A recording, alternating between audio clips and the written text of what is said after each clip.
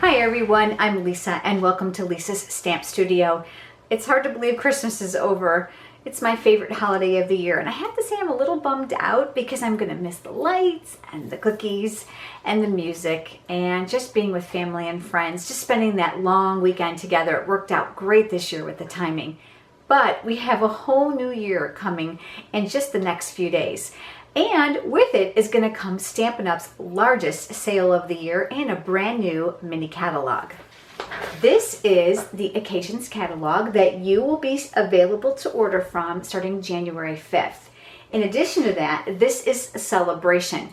Celebration is Stampin' Up's largest sale of the year. The great thing about this, everything in this book is free with every $50 purchase. So if you spend $50, you can choose one item. If you spend $100, you can choose two, and so on.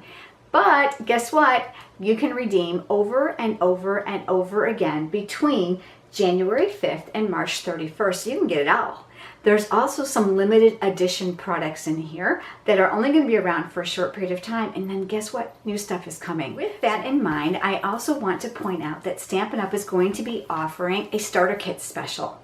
So starting January 5th, you can join my team and earn all the same perks that my team members do. We're called Hawaii Ink, I-N-K.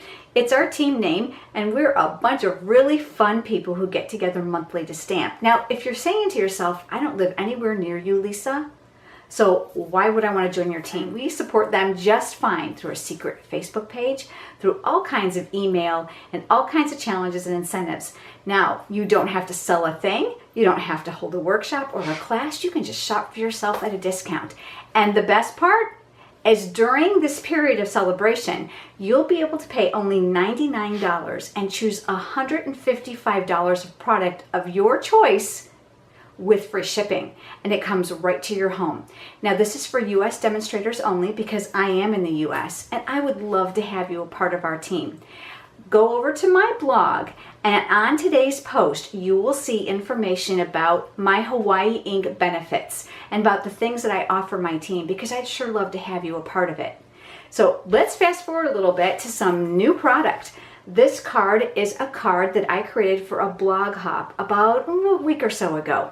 And I promised that I would share with you how I made it. It uses a fun spritzing watercolor technique and of course lots of fun accessories, and you know I love a little sparkle.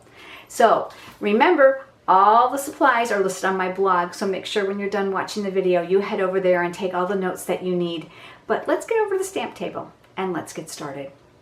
Now that you're up closer, you can just see the shimmer in this card. It is really stunning. I began with a piece of shimmery white cardstock. This measures 5.5 by 8.5. I'm going to fold it in half, and I love to use my bone folder to get a nice crisp crease along the side of my card. I then cut a piece of designer series paper. This is from the Birthday Blooms. Beautiful, elegant paper. This side happens to be striped while this side is floral. That's the great thing about the Stampin' Up! Designer papers. One side really has a bold pattern, sometimes tended towards an occasion, a holiday. The other side's very generic and can be used all year round. This measures 4 by 5.25. I'm going to use the Curvy Corner Trio Punch, and you can see that it does 3 different types of things. So the filigreed corner, what I'm calling the double humped round corner, and then it makes a slot, which is great for doing punch art or even for making tags. But I'm going to use this one. The great thing is you're going to be able to see that there is a track here for each individual corner. So I'm going to put one end inside my punch, and I'm going to press down on that specific corner. So that gives me the design. Now I'm going to switch it. I'm going to do the opposite corner. And it doesn't really matter which 2 corners you do. The next step, we're going to use a piece of watercolor paper, and this is going to provide that beautiful focal point for this card. I used the 2.5-inch circle punch to punch myself out a circle. I'm placing down a piece of wax paper just to protect the work surface during the video. I took one of the Stampin' Spritzers and I put tap water down inside of it. And it has a very, very tiny nozzle where it's going to spray. So make sure that's in the direction that you want this to go, otherwise you're going to be wearing it. Then I used the Watermelon Wonder ink and I turned it over and I squeezed it. We made the lids flexible so that residual ink will be inside the well, and that's where we're going to pick up our color. I also used the mint macaron, and again I squeezed it, and now we've got color. So again, making sure that this is lined up, I am going to saturate this paper with a couple spritzes. You cannot over wet watercolor paper. You just can't. Make sure your brush is clean. You never know how you left it last time. I'm going to pick up a little bit of color, and I'm actually going to water this down a little bit. I don't want it too strong. And watch what happens when I put it on here. It's just going to bleed. So I'm just going to kind of move that color around. There is no rhyme or reason or pattern to this, so I'm just going to kind of just squish it all around. No two of these are ever going to look the same. Okay, now I'm going to wipe off my brush. You can use a paper towel. I prefer to hold it over the Stampin' Scrub, and I give it a little squeeze so that water runs through the bristles to clean it. Okay, so now I'm all clean. I'm just checking it. I'm going to go into the mint macaron. I'm going to do the same thing. Now my water is still piled up on this paper, which is perfect because it's going to allow it to continue to bleed. The next step is very important. You're going to need to make sure that this is completely dry before you stamp the image, otherwise you're going to have a mess. Now, if you're anything like me and you're not patient, you want to get on with your card, the heat tool is a fantastic source to help speed up the heating the drying process. So I'm going to turn this on high, and I am actually going to remove the wax paper. We don't want that melting. And we are going to heat set this piece until it's completely dry. Now you're going to notice that the paper bows some from the water. And here's a great remedy with your heat tool. Do you see what's happening? As the paper's getting warm, it's starting to become flatter. So I'm going to do a little bit here, and then I'm going to flip this over, and I'm going to do a little bit on the back side. And I'm going to keep switching this back and forth until it's completely dry. And it really only takes less than a minute. Now you might be wondering if you're going to need to use StazOn ink, and the answer is no. As long as this is paper and as long as it is dry, you're fine with the black archival ink pad, which is what I'm going to use. And I've chosen this flower image from the beautiful stamp set that's called Birthday Blooms. I am having a ball with this. If you don't like to watercolor, this is a great technique for you to still get color without coloring in the image. These also can be done in solid color, add a little bit of glitter, and you've just got a beautiful card. So we're going to ink this up, and then I'm going to stamp this on my circle. And it doesn't really matter what direction it's in, just a lot of firm, even pressure. And then we have our beautiful image here. Now it's pretty much assembly time, and we're going to add a little bit of accessory. So I'm going to add some snail adhesive to the back side of the designer series paper. So that's going to go here. Next, I used one of the tea lace paper doilies, and I want to crumble up my edges just a little bit. I want a little bit of texture behind that circle. I don't want everything to appear too flat.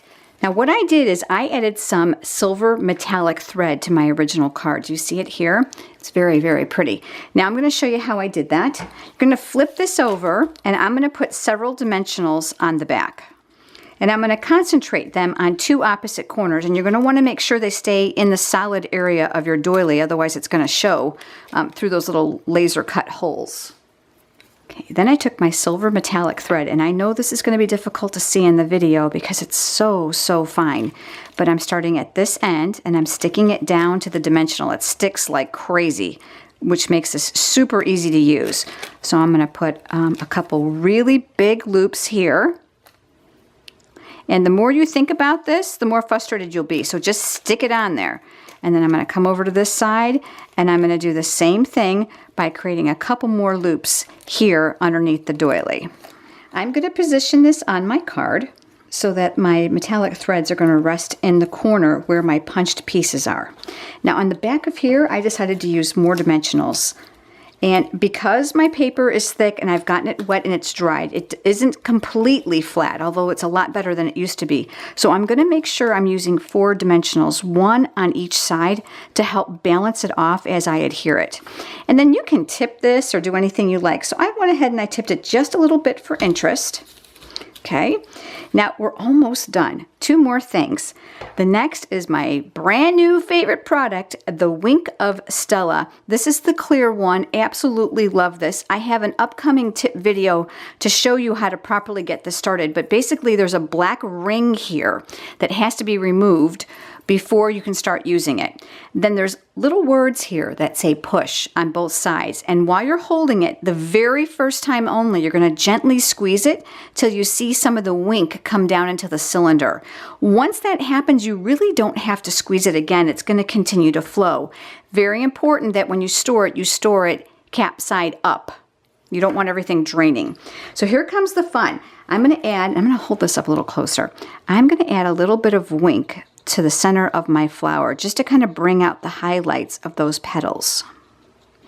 And because it has a brush tip, the precision of getting it right where you want it is just so easy, so easy. The next thing I did, I know you're going to think this is crazy, but look at the first one. I put a little bit of wink right around the edges of the doily, and although you may not be able to see it on the camera, it was stunning when it's done. So you're going to see, I just went right around the tips. I didn't even worry if it got on the designer paper, but there you go. Got a little bit of shimmer that brings in that shimmery white cardstock. The last thing I thought it needed was a little bit of bling. So I'm going to pick up one of the rhinestones with my paper piercing tool, and I'm going to add that here near the bottom of my image. Now, you can go back with your aqua painter and the mint macaron and color in the stem like I did here. This one I'm going to leave it blank and leave it empty so that it'll kind of show through the background. I'm real happy with where the green landed on this card here. So this is today's card, and this is the original card. Remember, all the cutting dimensions and supply list are on my blog, so head over there and check it out. And I look forward to seeing you next week for another video. Have a great day, everyone.